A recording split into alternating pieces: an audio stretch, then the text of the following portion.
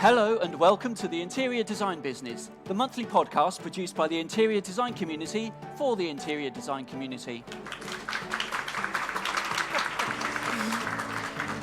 Today we're podcasting in front of a live audience of designers here at the International Interior Design Show, Decorex in London. Welcome to the Design Talks Theatre here at Decorex. We're delighted to be here and to be joined by so many people here today. My name is Jeff Hayward and I'm here with my co-presenter, Susie Rumbold, Creative Director of Tessuto Interiors. So, the working life of an interior designer is rarely, if ever, entirely plain sailing. As we strive to deliver projects on time that meet our clients' brief as well as their budget, there are frequent bumps in the road to navigate, pitfalls to avoid, and unforeseen difficulties that arise which challenge the most resourceful and most creative thinking designers. So, how do interior designers manage to deal with what's thrown at them to make sure they solve the seemingly insoluble and still emerge triumphant against all the odds to the delight of all parties and especially the delight of their clients? Let's find out. Welcome to the Interior Design Business.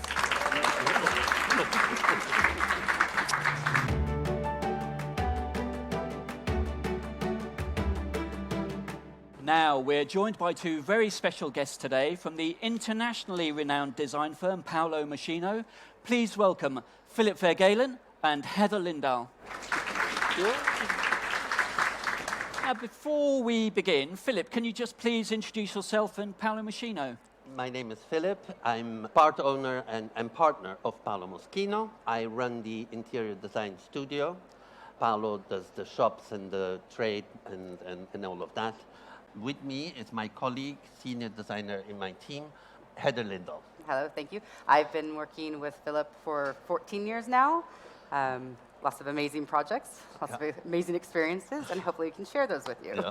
So just tell us a little bit, first of all, how big is the studio and what sort of projects does Paolo Moschino undertake? We do a variety of projects all over the world. We do commercial and residential. For the moment, we have 3 hotels. We have about 20 residential projects. Heather is what we call the Queen of Dominican Republic because she does so many projects in Dominican Republic, and we have projects all over the world, and boats and planes and what have you. Amazing. Yeah. And we are about 17 architects in the studio. Fantastic. So then, Heather, can you tell me from all those many, many projects, what's the most fraught, difficult project you've ever worked on and why? In very, very early years of the company, we were working on a project in London that was meant to have we call it an iceberg. It was meant to have a double basement, Olympic-sized pool, below that a squash court. Needless to say, there was a structural engineering calculation fail, and one of the buildings next door, there's a bit of subsidence and started to tip into the property. Oh my God. Yeah. So another structural engineer to reinforce that building and hold it up for a few years or so while they reconfigure the basement, reinforce everything, and then finally the house was built. Yeah. But interesting start to a project. Absolutely. No, I don't quite know what to say to that. Do you have a different one, or do you? No, That was the low point of. That was a low point, yes. Yeah. Quite literally a low point if you're 2 levels below ground. It was so bad that the damage to the neighboring properties was so bad that the client ended up buying them because it was cheaper to buy them than to compensate the You're kidding? No. Where was this? Where was this? In central London. And it was still cheaper to buy the 2 next door properties. Yeah. Anyway, it was in the end. It added a couple of years to the lifetime of the project, but it was a very successful project. Yep. So fantastic. I'm very happy. I almost daren't ask, what happened to the poor engineer? We never saw him again. He never disappeared. Probably buried under some concrete somewhere. And how loved were you by the client at the end of that project for the interior design work you did? I'd say very loved. Yeah. We're lucky.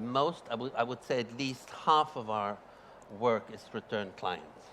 We do, when I say Queen of Dominican Republic, that's one of our most important clients. We have done a total of, I believe, 12 houses around the world, 4 boats, 1 plane, and we're still going. So fantastic. So in all of that, What's the craziest client request that you've ever had to deal with? Well, I had two. One was actually from a very good friend of mine, and she bought a house in central London, and she came to brief me how she wanted the house to look. And she hadn't prepared anything. She just gave me a peacock feather and said, look at all the colors in this. That's the colors I want in my house. So it was a bit of a crazy brief, but there's a worse one. For a penthouse in Miami, my client sent me a YouTube video, which was an hour long, and it was of an elderly lady playing the flute. And I thought, I listened to it, and I thought, it's going to come. You know, the briefing is going to come. For an hour, I listened to this woman playing the flute, and that was my briefing for the house. Took a little bit of interpretation, but those are my two craziest. Absolutely stunning. How would you address that, Susie, if you were given a flute recital as your playing brief? elderly lady. I'm not sure. What was the type of the piece of music? What sort of music was it? Oh, very, very calm and peace. Yeah, I suppose you just have to sort of take away the feeling of the music, don't you, and try and interpret that back in the design. That's what he said to me. Yeah. But you know, I was hoping that at least there would have been a color or something. Something to go on. And the peacock feather, how did that evolve into a finished project as well? That must have been quite challenging. It was very. I mean, what I'm proud about. It was not one of my biggest projects, but I think it's one of the projects that most reflects the personality of the client. I mean, she's a bomb of energy. And you walk into that house and there's so many colors and so many things going on. I mean, it's her. I can't tell her name, but it's her. You can see, and that's what we try to achieve in all of our projects. We don't build houses for ourselves. We build houses for our clients. So understanding the personality and the objectives and the motivations of our clients is absolutely crucial to get a good result. Indeed. But yet minimal briefs, wouldn't you say? She had a funny story as well. Oh, come on. Go on. Mine's a little bit different. We were already into a project, and I get a phone call from the client who is almost in tears because for a couple generations in the family, they had this polar bear.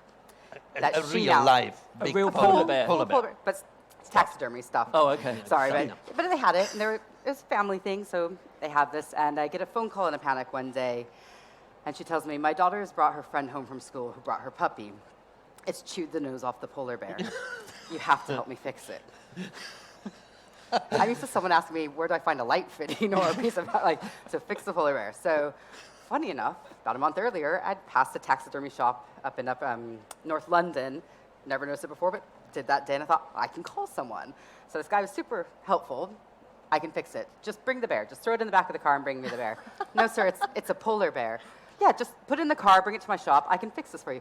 No, it's not going to fit in a car. It's a polar bear. I'd have to hire movers to move it. Can you come to the house? No, just bring it to the shop. It's a full-size polar bear. Finally, it clicked, and he went, oh, that won't even fit in my shop. I can't help you now.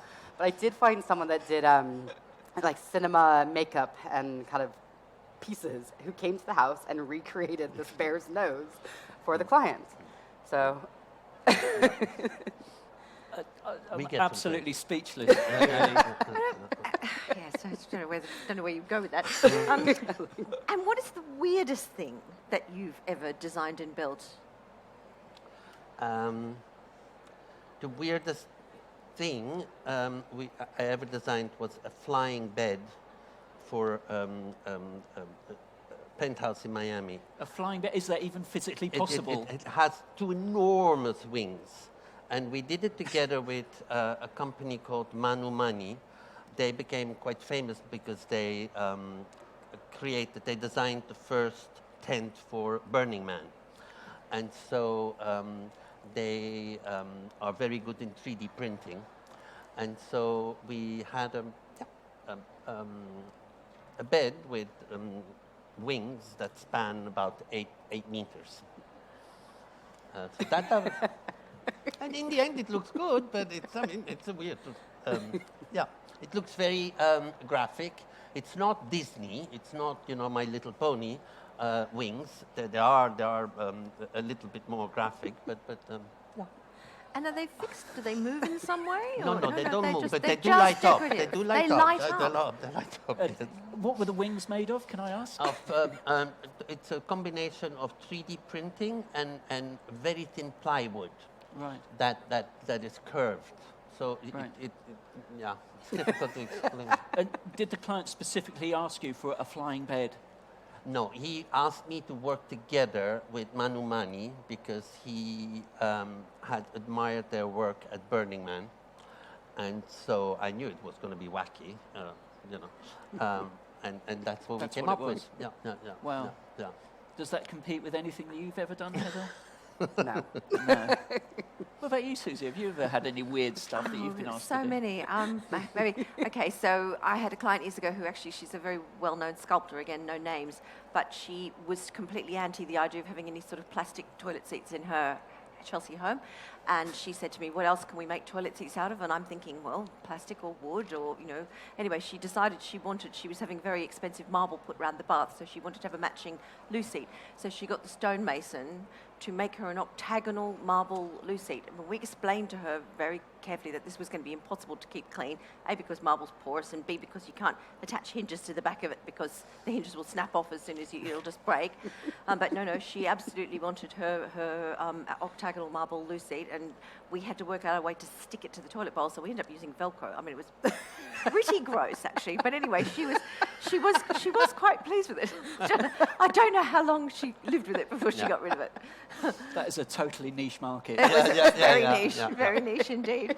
And when we pointed out to her that it was going to be a problem if she had any boys using her bathroom, she said, oh, no, she was never, ever going to have a man in her bathroom. So, there we go.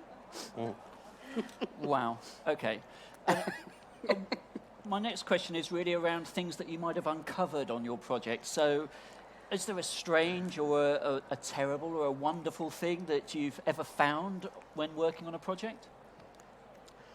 Well, I haven't found any dead bodies or anything, so thank God for that. What a relief. Yeah. There's two things. One is actually not a project, but it's a real story. My mother bought an 18th century house. One of the cellars was actually blocked, and so she decided to open it again, and so she dug underneath the house and fell upon a safe that was full of silver. Ooh. My mother, being my mother, called the previous owner and said, oh, I'm so sorry, you forgot something. And she gave it to the previous owner, who never knew it was there. So she gave it away. The buried treasure. And then Heather is doing a huge colonial project in Santo Domingo. And there we did find a lot of old archaeological valuable pieces. Which was valuable for them because this is the oldest house in Dominican Republic. It used to be the Spanish Inquisition. Oh wow! But so whilst it was interesting and nice, it also set us back 2 years because instead of the designers, the archaeologists came in and started doing everything with a brush, and that took 2 years to uncover everything. So relics dating what, from the 15th, 14th century? Yeah. Wow, what sort of things? They have little bits of pottery, different elements of it. Evolved through multiple different phases. At one point, it was a tannery, so they uncovered, I think there's 17 wells on the site because there's aquifers that run underneath it. They found some, I don't know what you call them, but the old stone wheels where the donkey would walk around and crush things when it was a bell factory. Yeah, it was a bell factory at one point a too. foundry. And a lot of pottery. A lot of pottery. A lot of pottery. A lot of pottery. Fascinating. And some of the old original tiles that they had put on the walls they found when they were cleaning things up. So you had some of the original elements that came out in finishes, and then just some kind of artifacts from the use Anything of the building. that directly related it to the Spanish Inquisition, dare I ask? There is Well, that one that cellar. is the stone above the door that Okay. has the symbol of the Spanish Inquisition. That's what we know. Wow. Yeah. But no torture instruments or No anything? torture No thumb instruments. screws. Only if I don't finish the project. And And then, can you tell me, what's the scariest thing that's ever happened to either of you on a site? That is without doubt. We did a project in Knightsbridge, and this is pre-difficulties. I mean, this client was so lucky. He got a 3-story basement, and each floor was 6 meters high. So we went down 18 meters. Health and safety clearly was something that the contractor had absolutely no patience for. So Heather and I used to go up and down the ladders that literally were like tied together with a bit of twine, and they give. And they were wooden, and they would Yeah, like like bounce. They bounce, and you look down and you see each 18 meters underneath you. There was a point that Heather said, "No, I'm not doing it anymore. No. I'm not going up those ladders anymore." I don't So blame that was you. scary. That was scary. How is the health and safety regime in the Dominican Republic? Pretty sure it doesn't exist. Okay. There's things that I've seen that actually I'm like, you either need to ask them to stop, or I just need to walk away, because what I can see about to happen is petrifying. I've had people standing up over exposed rebar, leaning over that with a sledgehammer trying to break through a concrete floor, and all I can think is if you slide, You're going to be impaled. Yeah, it's petrifying, I have to be But honest. that's touch wood. We Yeah, haven't like, had exactly. any accidents. Yeah. So, Yeah. so that's Yeah. a good thing. Yeah. Do you see many terrifying things on site? Oh, Susie? there have been odd ones. The worst thing that ever happened to us was, I probably told you this story before, that we were working on a house in central London, right by Marble Arch, that had been hit by a bomb during the Second World War. And we were finding, as we were renovating it, we were finding all these weird repairs that had been done. Unbeknownst to us, the ceiling in the ballroom had been repaired with concrete, and the builders were using it as their staff welfare. And at 3 o'clock in the afternoon, there was this almighty crash, and this entire ceiling came down, and all the furniture, all the chairs and the tables were just flattened. There was just nothing left. And because it happened at 3 o'clock in the afternoon, thank God nobody was in there. If the ceiling had come down at midday, there probably would have been 20 people killed. It was just horrific. That's Absolutely Yeah. horrific. Yeah.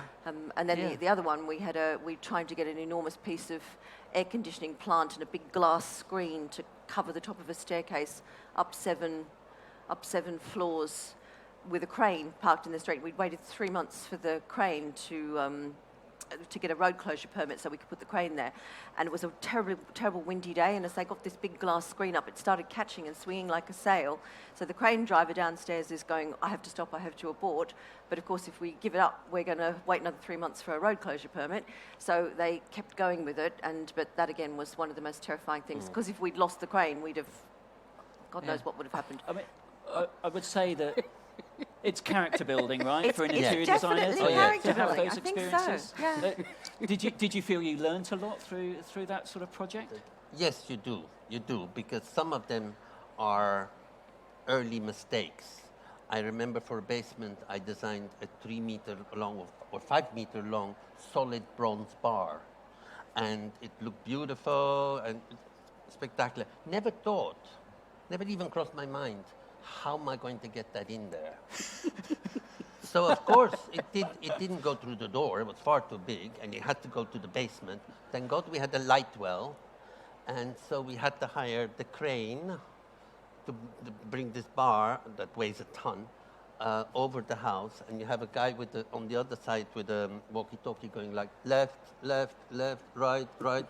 And I swear to God, if we had made it 1 centimeter bigger, it wouldn't have gone into the light well. So you go like, sometimes you need to have a bit of luck. So you learn. You learn. You do. What about you, Heather? What's character building for you? I was there on the day of the crane while Paolo and Philip were somewhere else. That was character building for me. I remember calling them saying, never again, never again. I was petrified. Yeah. The art of delegation. Yeah.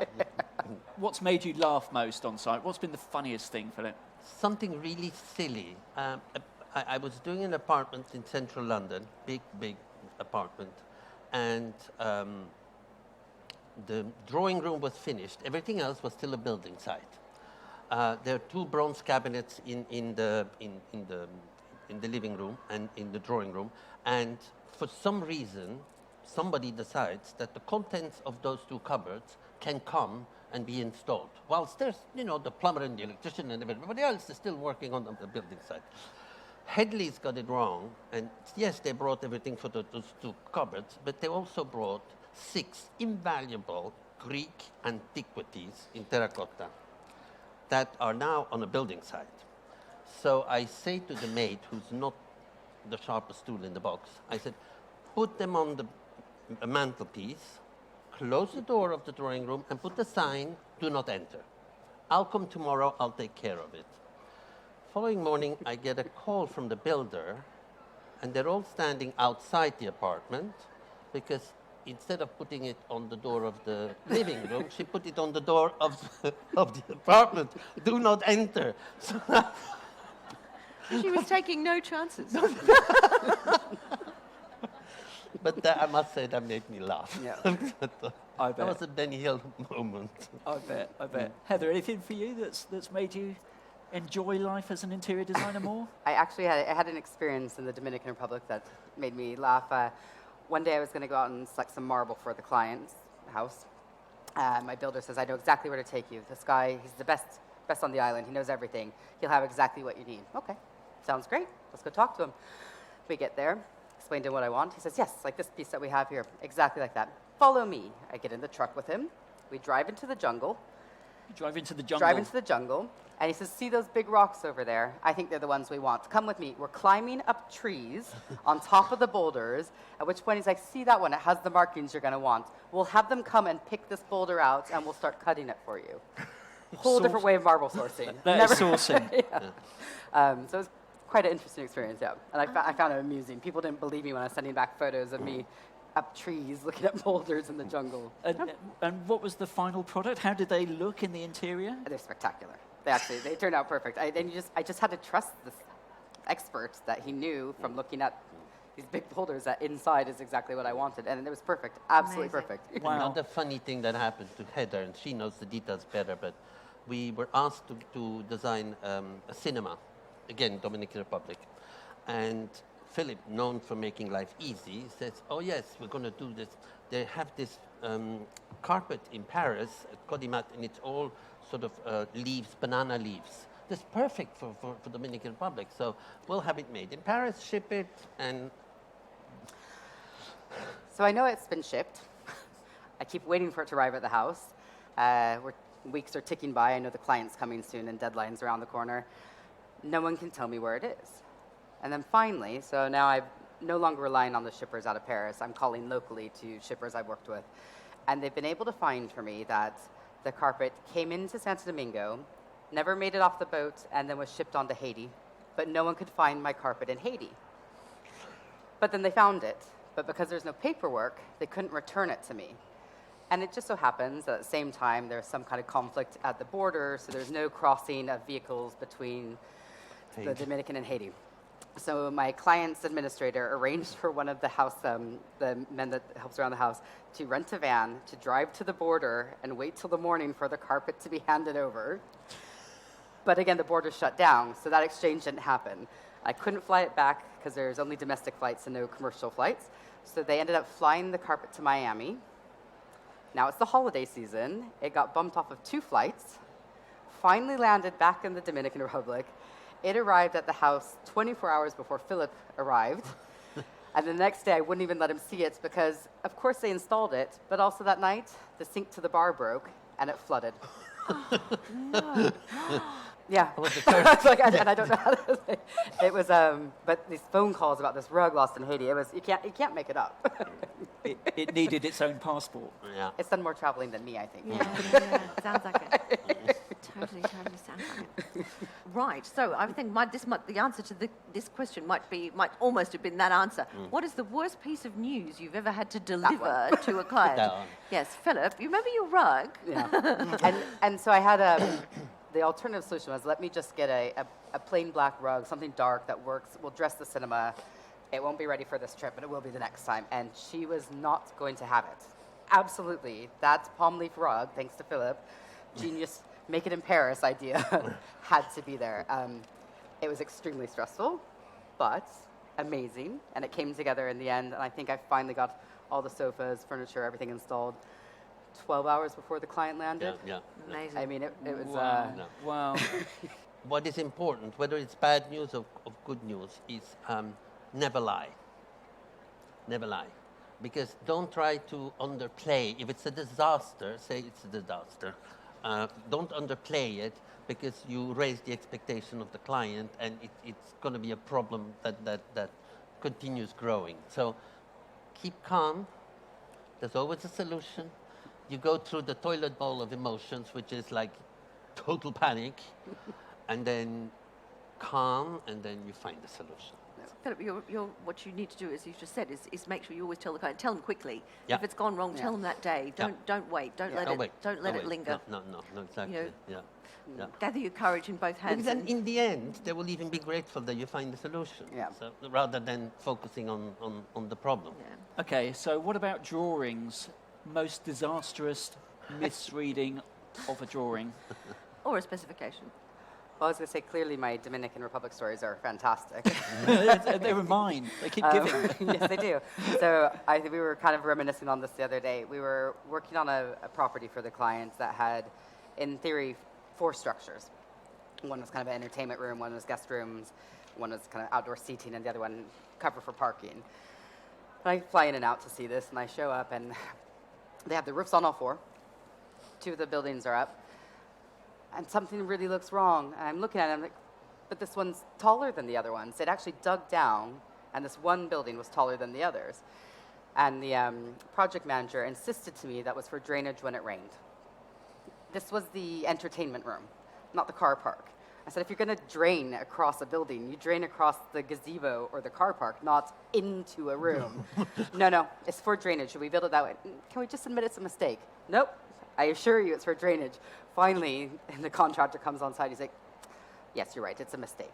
But we can fix it. We'll just pour concrete and we'll bring the base up. And the roofs were fine. So we could solve it. Yeah. But they definitely, I think, got that one wrong. The drawing, yeah. Anything to add to that, Philip? Any horror drawings that you've seen? No, I mean, you become accustomed to certain things. The fact that the window is not perfectly square or is slightly crooked, well, welcome to the Dominican. You have to do it 3 times until they get it straight. But, you don't panic over those things anymore. But what about in UK and other not Dominican Republic? Yeah. For me, the most difficult place to work to date has been Florida. I think the combination between stupid prices and bad quality is absolutely what you don't want. Yeah. And poor quality tradesmen? Yeah. Because that's the thing. Very I mean, good. if you're producing good information, but the tradesman's not reading it, then that's where the mistakes come in. Yeah, exactly. The execution is so poor. It's very poor. It's very poor. And then they talk to you about, these most beautiful Italian doors that cost, their weight in gold.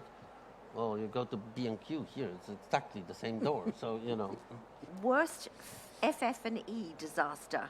Something that's gone wrong, or you've covered a couple, but something else that's gone wrong with a piece of furniture or some FF&E. It's not necessarily something that went wrong, but one of the challenges that we all have, I guess, as interior designer, is that we work with fairly wealthy clients, but and they're willing to pay, but they're not willing to wait.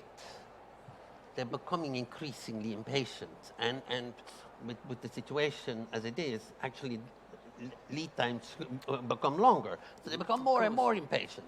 So I had this one Italian client who I told that to make a sofa is 12 weeks from receipt, we know this so by heart, from receipt of fabric, 12 weeks.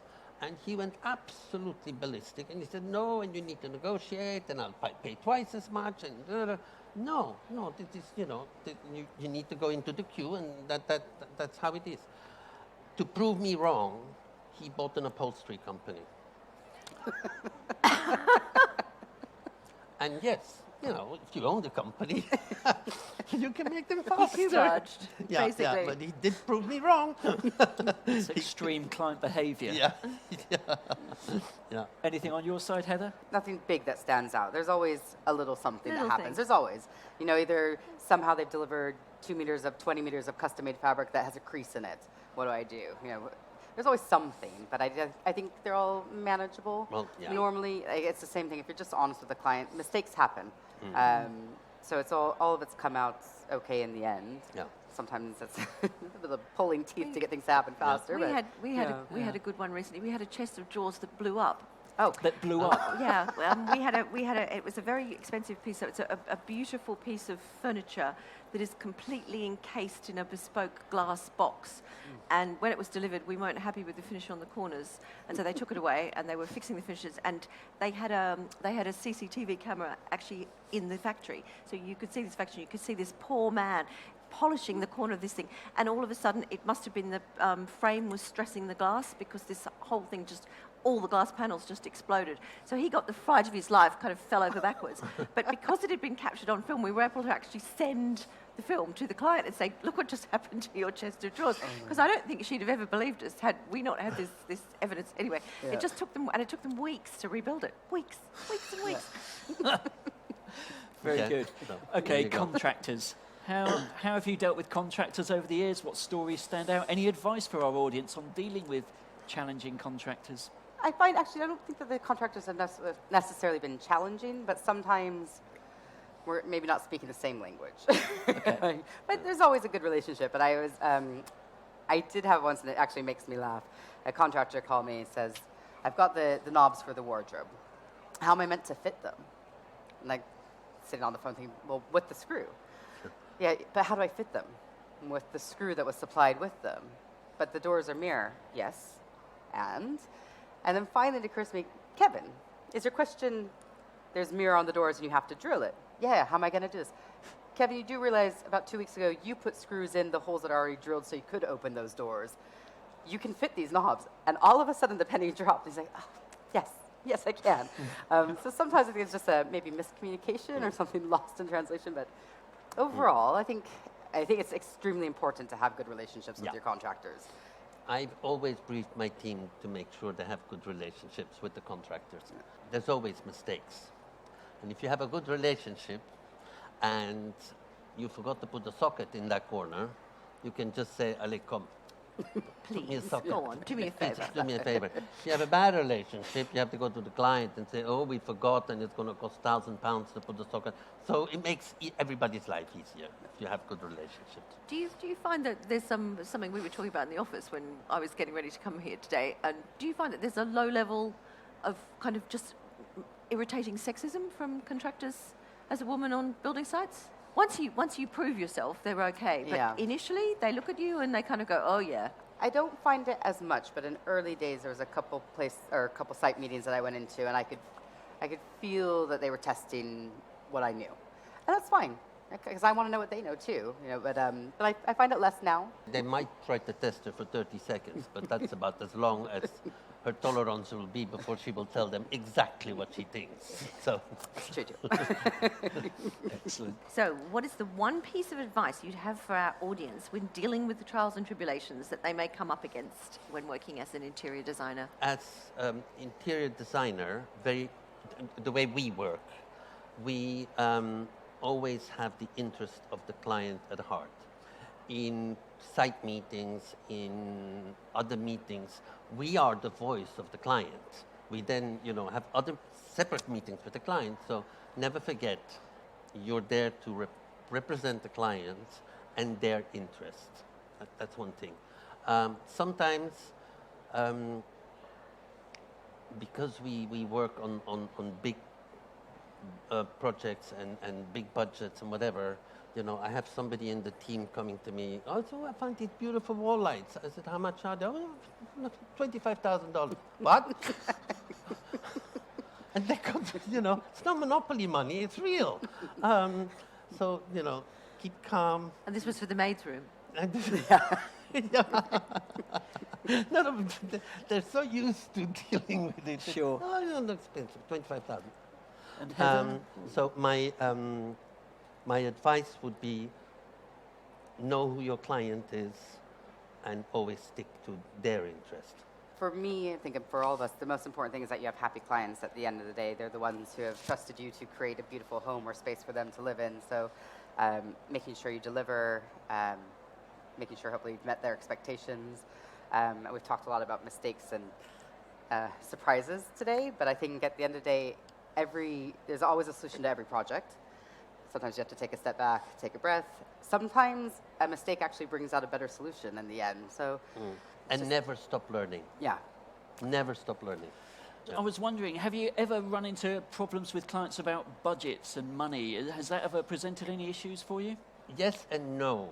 I have never had a carte blanche project where people say, oh, spend whatever you want. No, that they don't exist. We design to the best of our ability and to reflect the briefing and the personality of our client.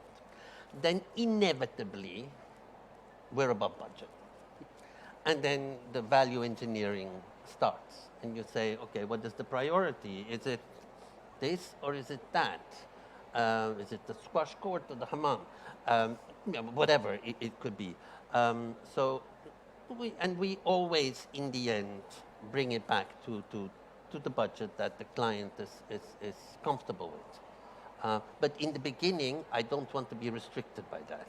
I just, let your imagination go and go crazy, and then you can scale it back. What about the client who wants everything but actually doesn't have the budget to pay for hardly anything at all? Then you just have to have an honest conversation with that client and say that their aspirations are probably not realistic. It's become also recently a little bit more difficult because prices have gone through the roof. Things have become so much more expensive, and everybody has the same explanation. Oh, it's the material that's become so much more expensive. And it's all true, but in the end, I need to go to the client and say that things are more expensive than they used to be. Yeah. So having a good relationship with the client? It's important. Yeah. Excellent. Round of applause, everybody. Thank you.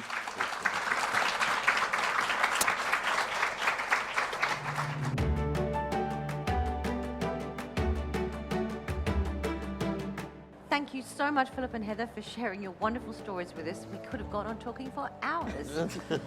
And we hope everyone here enjoyed the show as much as we did. Thank you also to Decorex for hosting us. And we're on Instagram and Facebook at Interior Design Business Pod. This episode of the Interior Design Business is a Wildwood production.